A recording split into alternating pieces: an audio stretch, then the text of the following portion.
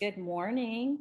Today is Saturday, September 20th, and we are the A team, and we are going to be doing discussion 4. Good morning, ladies.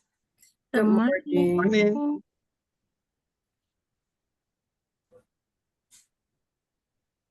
So a lot of reading, huh? And videos. And videos, Yes. yes. I don't even know where to begin. Right. Anybody want to start? Everybody want to? Well, I can tell you the questions, or I can tell y'all the questions that I used, Okay. which I just thought they were interesting to me. So I'm not gonna share my screen because the last time I tried to do that, I did not do that well. So I'm not gonna try that again. Okay. Okay, let me get to my answers.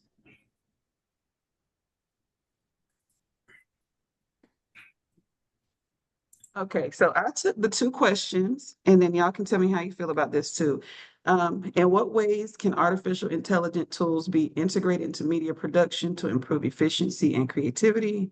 And then how can AI tools enhance the creation of multimedia presentations? So what I really got from those 2 questions and just kind of internalizing what those were asking is that things have to be quick and engaging nowadays.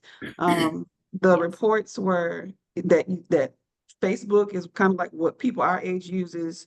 I think that was at like 54 or 64%. And then like a lot of students or kids, they use like TikTok to get information. And people like to get short bursts of information. So not these long, drawn out, kind of like boring type deals that kind of go on too long. People like to get to the point, and you only have like a certain amount of time to get to the point and capture somebody's attention. So I thought those questions were good because with the publication and things like that that we have to get to and using AI, that's going to help us get to the point faster. So if you're a long-winded person, like sometimes when I go to church, the preacher is, and I love the Lord, but time we don't have all day. Sometimes we have to just get to the point. So that's kind of what I was thinking about as I read and answered those questions. You make such a good point Yes. because I can't even begin to, but you make such a good point because so I used to work in broadcast news long time ago, and there's a thing in news, whether it's print or media, is that if it bleeds, it leads. I'm sure y'all have heard that expression. And it was because they wanted to get the viewers' attention and Yeah. lickety split. And I think at one time it was called yellow journalism back in the day, um, back like in the 50s, because they would show these really brutal descriptions of accidents, car accidents that had happened, because they were trying to get their readers' attention because there was so much competition. And when you Yes. think about it, there's still just as much competition, just it's just different medias now. So yeah, and I think also the long-windedness. I love your description, Soraya, about yes, I get it. I totally get it. I think also with that, when they first implement, I think my first experience with it was, and I don't know if y'all realize it, but my topic is integrating AI into the fine arts classroom, with scripts and productions and stuff. But I know what stood out for me was, I might have been in college, but do y'all remember the movie Avatar?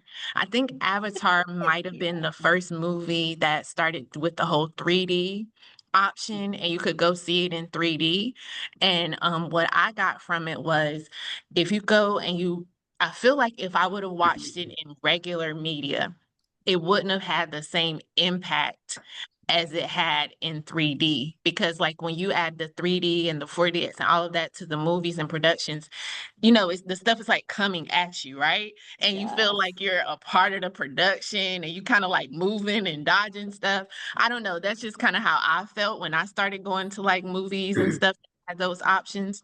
And so I think what I'm gonna try to do when I'm trying to get my colleagues to kind of take on, I'm gonna just try to emphasize the fact that it made me feel more like I was a part of the production as being an audience member versus just sitting there and watching it and just kind of like being like, oh, this is just another movie. Like it just kind of gave me more of a intention to like be involved and like actively looking and seeing what was gonna happen next. Now it did mess up with my what did I ended up having vertigo or something like that. So girl, Oh, I couldn't, my yeah. eyes was going back and forth. Yeah. So I had to focus.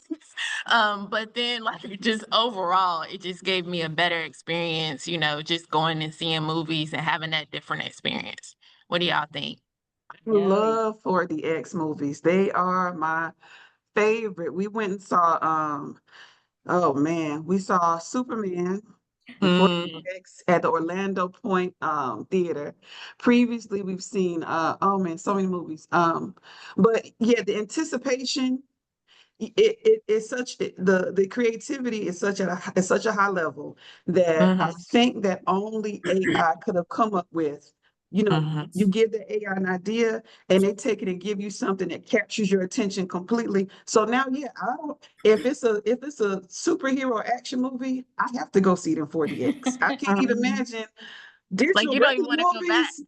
Not player. Mhm. Let me go get that Right. $20 ticket. Okay, because we're Uh, gonna watch this in 4DX and Yeah, we're gonna right. yeah. completely be immersed and enjoy it. So yeah, you want to have that same attention to detail when as somebody's reading your whatever, or if you're making a presentation, you want your audience member to feel like, oh, I really didn't waste my time. I Mhm. really was engaged and I remember what they were trying to pitch to me or what they were trying to sell me or what they were trying to talk to me about. So I'm walking away a little bit more knowledgeable than what I was before I got there. Mhm. Right. Yeah. Mm, It does make it so much more fun. So what I got from the readings is I was thinking of those people. You know, I was slow to AI, as y'all know, but I'm thinking of my colleagues at the college that are still fighting it. We have a lot that are still like, no, no, no. But I think it's a lot kind of mix of fear, but also of being having to take the time to learn something new. I think a lot of times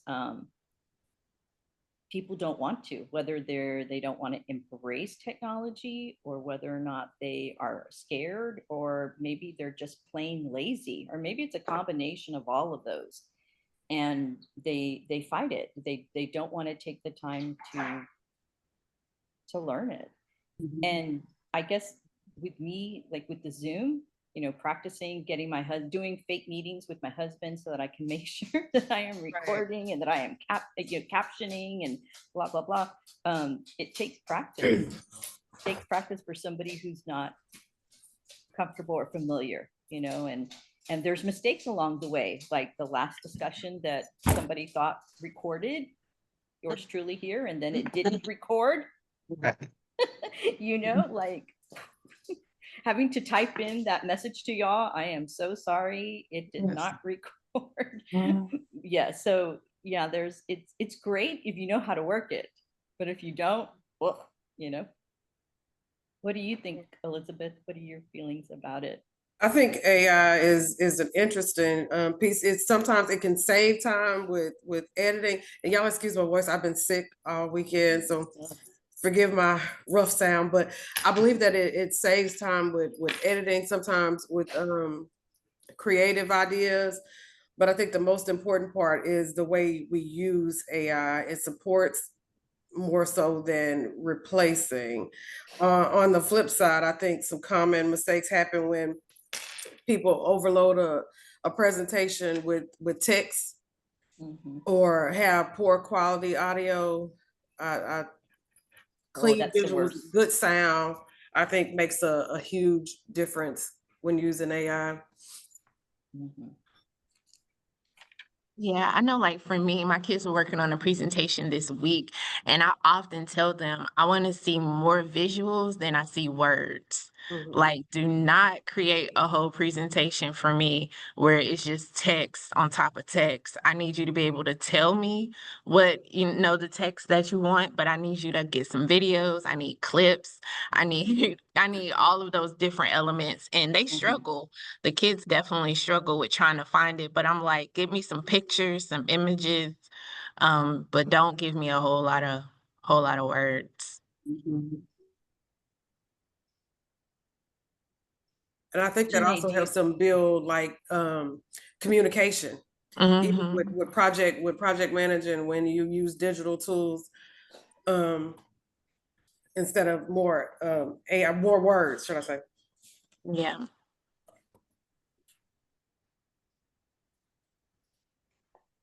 That's for sure, yes. Janae, I was gonna ask you, your students, as they're learning to edit, I guess it's easier to do the text, but they're learning how to add in the visuals, Mhm.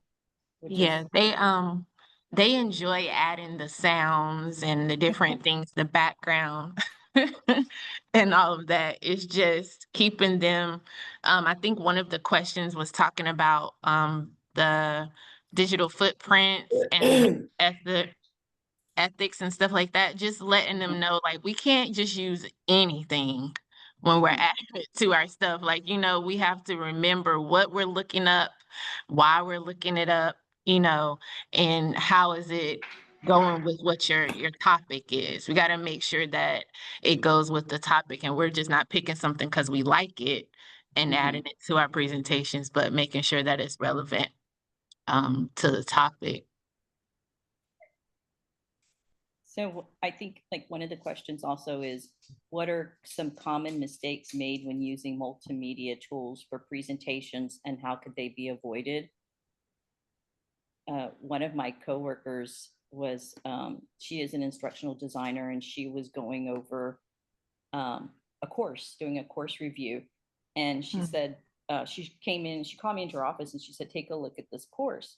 She said, this person is doing a good job. Let's start off with there. And they are, it's a technical course. It's a course on, I think on building houses, but part of it is online.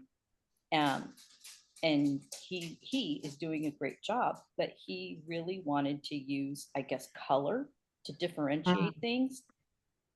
And though he was trying, and nobody, not like saying, he made a lot of mistakes, but he didn't stop to think, and this is where he's learning, um, not to use like blue on blue, like little kind of things that those that he will, once I guess he knows that, oh, I shouldn't do that, he'll know for the next time. But but luckily he's able to turn it in for a course review and get her input to help him with those things. But I think of those professors that don't ever try to get help and just think, okay, I've done a great job, and then upload it, and there's mistakes in it, or things that are hard for the students to see, or make it easier, I guess. Mhm. I think I was looking here. One of the other questions was talking about the audio and visual elements enhancing storytelling. And I was just gonna say, like you were talking about, like when you go into professional development, I just know for me, we had professional development last year where we came in and music was playing, like they had like 90s music playing, and it was like a little uh I don't know what you call it. It was like a scavenger type hunt thing that was going on, that was on the screen. And I feel like it made all of the teachers, we were more involved in what was about to happen versus those PDs that we walk into and it's just text on there and it's like, oh, we're getting ready to go over. It's an agenda and we got, the different bullet points and stuff. It kind of gave us a different vibe because you've been teaching all day, you tired, you want to go home. You don't want to sit for another hour and listen to somebody just talk to you. So it was like with the music, everybody came in kind of dancing, kind of talking to each other, laughing and joking, and then doing the scavenger hunt. So I think it did enhance what our administrators were trying to get us to do and get us to feel Mhm. the buy-in. Mhm. that buy-in's important, Yes, for it sure. is. I wanted to just comment, Melissa, on what you're saying, like some of the common mistakes in multimedia presentations. Um, they really stem from like maybe overcrowding. And I see it a lot with my students, maybe because I just got through grading a bunch of Canva projects. Maybe some of the images clash or some of it doesn't go along with what they're presenting. Sometimes it's too flashy, it's too much. Mhm. Sometimes it could just be poor timing, like when they're going through the slides.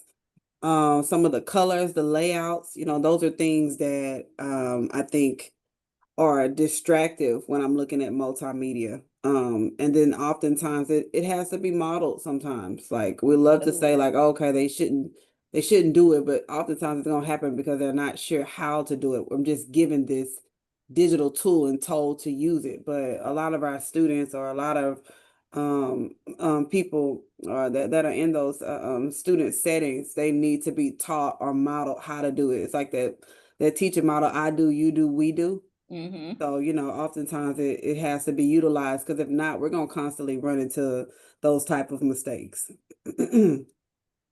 I think True. I agree with you, Marie, even on like the adult level, because I know for some of the stuff that we've been asked to do in some of our classes, and I've had to reach out and be like, I don't know how to do, like, can you give me an example? That kind of thing. I think sometimes it's taken for granted that we just automatically know as well Mhm. instead of showing us. True. That's like the other class that we took when we had to do a voiceover for the presentations. And I don't know about interview guys, but it was my first time doing voiceovers on a PowerPoint. But I think it was good because I was like, okay, it helps the person be more engaged because the professor, he didn't like it. He was like, I don't want no plain slides. Like I want it to be read to me because then my attention span could be shorter. I don't have to go through the information. It's already there here. It's easier. You know what I'm saying? It just Mhm. captures my attention versus me clicking through this slide and reading through 1,000 bullets or slides that have paragraphs. Right. Yes. Yeah. Oh, yes. So true. Yes.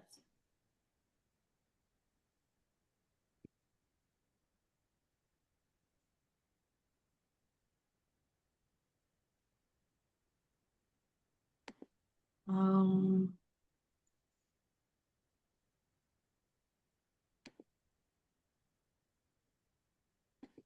So we talked about the common mistakes. What do we think that some of the solutions might be for those mistakes? I know, Marie, you said, just not making it too much, on the presentations and stuff like that. But like, what about audio and video?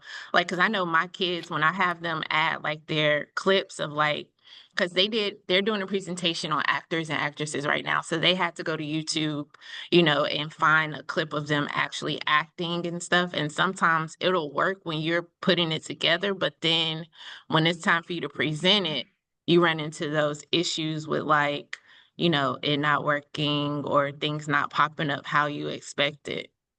So do y'all have any ideas on how you can like the solutions for that type of stuff? Practice That's a good it. question. Like sometimes when students do English papers, they have a rough draft. You know what I mean? And it's an opportunity for us to work out those kinks first before it's in the final grading stages. It's an opportunity to say, hey, you know what? Let me see what you have so far, and then we can make those changes. I've even had things where I used to give presentations where students would have to like add in a video clip, a 30-second video clip. And before they would all present, I would go in like maybe a day or two before and check everybody's video clip to make sure it works. In my principals class, we had kids do Canva presentations about their favorite, about different cities, finding the demographics, finding out some places to hang out, just a lot of information about that particular city. And a lot of kids did not know how to use hyperlinks because I told them like, hey, guess what? You need to make sure that last slide has those sources there. So guess what? Every kid, I demonstrated how to do the hyperlinks. And I went through every single 30 some kids to make sure, like, hey, make sure you have this hyperlink. Let's make sure it works. Or, hey, guess what? If you're sitting next to somebody and it doesn't work, help them out. Be neighborly. You know what I mean? Like, you're not in here by yourself, you're in a community. So, oftentimes, like, We have to practice it. We have to model it. Sometimes that means we have to go home and do homework so that we're prepped and ready for them when we're coming in, if that's something that I don't know how to do. Right. I agree. I think That's I a might really have good them do point. that on Monday because they're getting ready to do presentations. I think I want them to practice. Before y'all get up here in front of me, just go ahead and practice. Sit to the side, figure it out. Practice is important, right? Mm-hmm. Yeah. It sure is for all of us. We've had to practice on this Zoom before. Remember Oh, we had gosh, like yes. we had to do the lines that Right. time, and we literally had to do Look, like 3 or 4, 5 takes. Adults, look, educators. We're that always right, learning. exactly. Exactly. Each one teach one. That's right. Yes. Mhm. I think that the last question that I was really curious on y'all's take is how multimedia presentations can improve students' digital literacy skills. And yeah, I guess digital literacy skills are what we just talked about, like what you just said, Marie. The Yeah, the practicing, hyperlinks and stuff. Yeah. practicing Yeah. and Because all they know is pushing those 2 buttons on them games and da da da da da da da da. Da. That's it. right. That's all they know. So, Mhm. so if you teaching them how to go to a site, how to find sources, and how to add to a presentation, that's definitely going to help with digital literacy. I don't know how to connect that to adults, like if our audience is adults. Oh, yes. What Because do you mean? I know my target audience for this is adults. It's not kids for the projects that we're doing. Mhm. So when we're talking about like, But it would be the same way, because when we're presenting those implementations, that remember, like, they are our kids, they are students. They're still in a space where they don't know this is supposed to teach or make the plan better. So I just have to like maybe just train my mind to say like they are adults, but in the same thing, like I'm still teaching, and it's gonna be like them being students because they're here to learn and they don't know something. So I'm here to inform them about it, yeah. But then again, too, I agree with you. But then again, too, like what Melissa said, then some of them, they don't want to open up and learn something new, learn a different way. It's like, I've been writing this out this way my whole 20-something years of teaching. I don't want to do it this, this way. So that might be some of the pushback that you might run into. But I agree with you. You know what? I just had a thought. Remember when we did for Dr. J's class and we had to do our presentation? And the thing that you were talking about, Marie, where we practiced like 3 and 4 times, I think I was the English teacher that was against AI. Do y'all remember? Oh, And yeah. and I think part of how the thought was to get me to use AI was to find my interest in it, which was since I was an English teacher, I guess using it for somehow for, I guess, a play like Romeo and Juliet. I'm just naming that one because that's the thing that came into my head. And somehow piquing my interest through English literacy to get me to use or see the benefit AI. Do y'all kind of remember that? I mean, I know it's been like months ago, but when you were saying that, Janae, that's what made me that's what came into my head. To maybe try to find something that interests them to get them to maybe open the door or maybe pique their curiosity. And then also kind of remember, like, kids or even with adults, like, just because they're not excited about it or just because they are set in their ways, I'm not responsible for that. I'm responsible for presenting the information and giving it to them. Now, whether they want to eat the food off the plate, that's on you. But I already cooked it. It's seasoned up. Hey, you're not that hungry right now. You can come back and eat it whenever you want to. And guess what? It'll be on this digital platform. And sometimes you guys done it. You didn't cook the food you don't want to eat right now. Fine, you can warm that up whenever you're ready. You can go to that video. You can watch it whenever you're ready to learn something else, or you feel like it's that time for you to get that information. Like I can't save everybody. I'm not gonna try to get the majority. But what I try and do is the kids that come that want to learn, I'm gonna get those kids. I'm not gonna get everybody, but the ones that want to show up to learn it, to get it, I'm gonna target those. Y'all know these kids like onions. They got so many layers. You ain't gonna get all of them on day one. That's And as they reveal them tears get to Mhm. coming out of you too. They get emotional. Mm-mm. I think the kids, it sounds like sometimes the kids, they might like him and haw about it, but they'll do it. It's the adults, our coworkers, that are like, you don't pay me enough to do that, like that's their attitude sometimes, but hopefully they'll I find heard that. this quote, and it says that the 21st century illiteracy won't be those that cannot read and write, but those that cannot learn, relearn, and unlearn. So when we're Ooh. saying that we don't want to learn technology, when we're saying that we don't want to do something that's equivalent to saying in the 21st century, I don't want to know how to read and write. So Wow. I'm mindful of when I say, guess what? I don't want to do that, or I don't know about that, because what I'm saying to myself and ultimately saying to my kids is that I want to be illiterate. Because when I Yeah. don't want to learn something, relearn something, and unlearn something. Like I was in the restroom the other day and I saw a Canva um training course that they're gonna have. And I was like, dang man, I don't really like going through trainings during the middle of the school year, but I was like, you know what? Let me get on here and I'm gonna sign up and use this opportunity to learn even more about Canva that I already don't, for the things that I don't know. It does take that. It does take pushing myself, because when I limit me, I limit my kids and I limit a whole generation, you know? Mm-hmm. So true. Yes. I would think too, just to kind of piggyback off of what y'all are saying, because I was over here taking some notes. Um, I think when it comes to learning, like kind of just putting things into perspective, of course, you have, like you said, people who gonna get a plate of food and they're gonna eat it right away because they're so hungry. They're gonna they're gonna eat their food, they're gonna drink their drink all in one go. So Mhm. those are your people who buy the new iPhones when they come out because they want that new technology. Versus people who will probably never get an iPhone, who are satisfied where they are, versus people who need to see what's going on a little bit and make a kind of educated decision. I think when you learn new stuff, especially when it comes to AI, you do have people who are runners, you have your walkers, you have your crawlers. You know what I'm saying? So, but I think that there is space, saying that I do think there is space for everybody. Mm-hmm. You know what I'm saying? So I know as a teacher, my perspective is no, I'm not gonna get you to run today, but I'm gonna get you to get up and take a couple of steps. That would Mhm. be my, my lens. Um, as far as trying to teach any student how to get something that or present something or create something that is worthwhile. They might not do the very best that first day, but just to try to get them to do a little something. Like you said, find their interest, hone in on that, and then kind of just go from there. So Mhm. that's my thoughts, my reflection as y'all were just kind of talking just now and having that good conversation.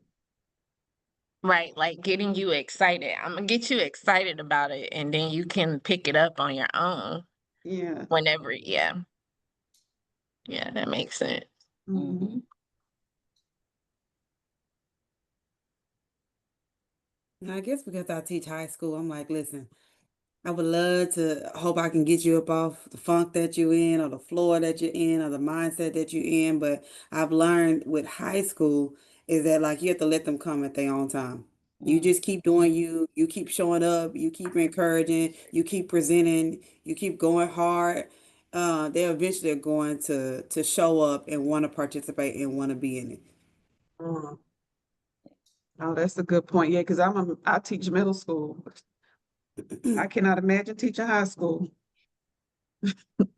I did my middle school, and somebody was just asking me yesterday, what's the difference? And I was like, you know what? Middle school, it's hard to relate to those kids because their only thing that they're concerned about is their friends, right? It's hard to, when I'm teaching courses about business and careers and job skills, to me, it was hard to kind of relate to the kids often because they haven't had any experience. But at least when we get to high school, now guess what? Maybe I've been in relationships, I've had job skills, like I've had more experiences in life that I can understand now. Now I want to make money. Now I want to work. I want to learn about the stock market. I want to learn about what having an account is, how to save my money, how to be an entrepreneur. You know what I mean? And in middle school, it is a challenge trying to relate to the kids because the only thing they care about is their friends. They don't like their family sometimes, or it's just friends, friends, friends. I just want to be popular, whatever the cool thing to do is. Like that's what I'm on. Like, Right. so it's like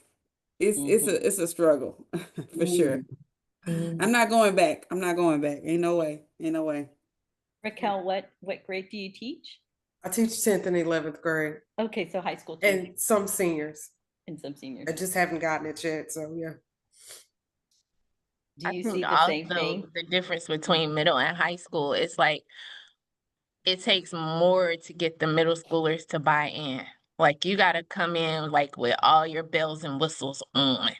Like you got to figure out exactly because, for example, with this whole 6-7 thing, I had to like figure out what Oh, that was. I had to start saying it so I could be cool. It was just like for I them to be like, did that too. I did that oh, too. Miss I did Gill, it Miss too. Gill, and I'm sitting here like, why did I have to do that? But I had to do that because that was the only way they was listening to me because they was running Exactly. down the hall saying it.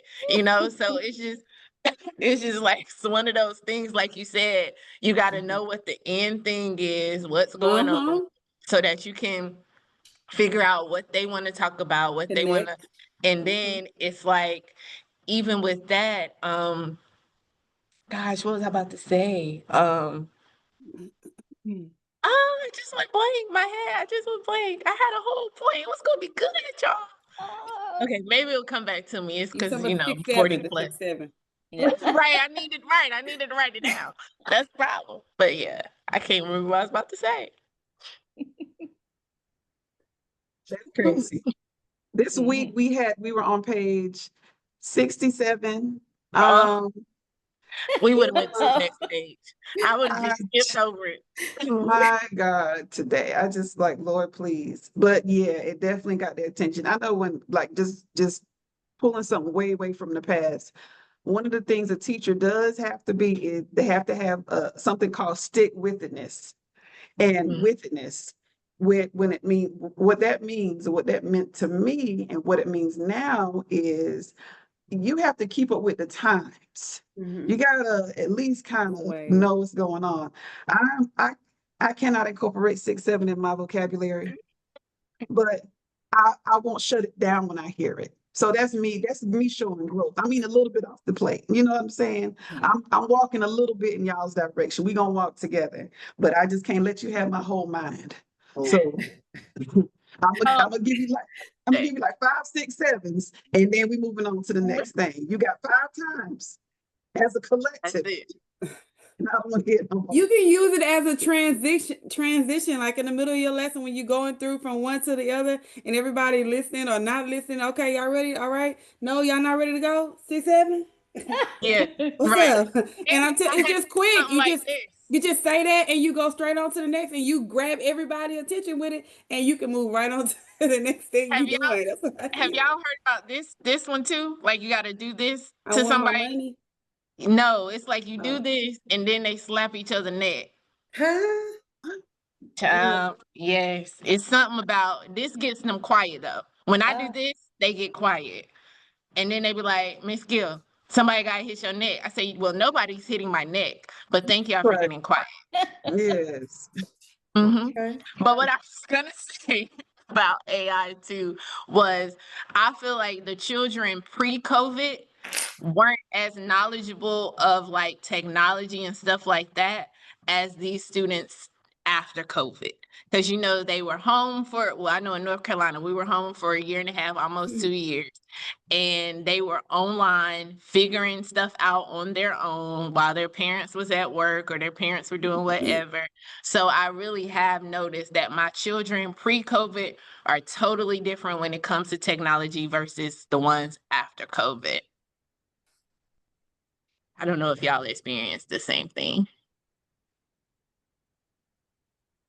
Yeah, it was a lot of shifts happening in personalities, work ethic, just a Mhm. lot of stuff. Just Yeah, like but with no, technology. Because did y'all do yeah, online teaching? Y'all did? Didn't. wink, wink, sure.